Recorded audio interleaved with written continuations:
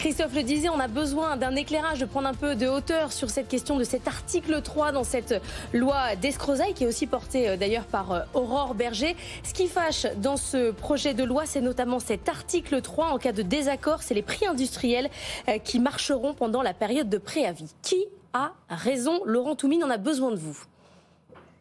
Alors, qui a raison? Mais cet article de loi, il dit effectivement, s'il n'y a pas d'accord suite aux négociations qui sont en cours et qui sont d'ores et déjà régulées en termes de durée, eh bien, ce sont les conditions générales de vente de l'industriel qui s'imposent. Donc le prix catalogue, quoi.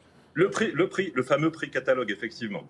Et ce prix catalogue, il peut avoir subi une inflation qui est justifiée ou non justifiée, associée à l'évolution du coût des matières premières ou des coûts de la main-d'œuvre dans les usines, effectivement, de ces fabricants.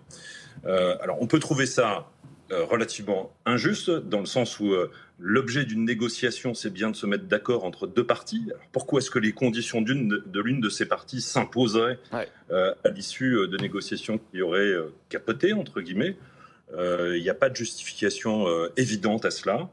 Et c'est la raison pour laquelle cet article 3 est effectivement, on peut le juger en tout cas comme étant assez déséquilibré.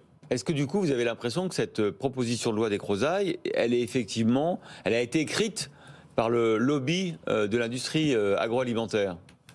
Alors, moi, je ne peux pas me prononcer là-dessus. Je n'étais pas dans les cénacles qui ont prévalu à la rédaction de cet article 3, ni dans les cercles d'influence, en tout cas, qui ont prévalu à la rédaction de cet article 3. Mais les faits sont têtus. Regardons un petit peu les choses en face. Effectivement, ce sont les conditions générales de vente des industriels qui s'imposent à l'issue d'une négociation si celles-ci n'aboutissent pas. Je ne sais pas quoi dire de plus. Ça me semble relativement autoporteur.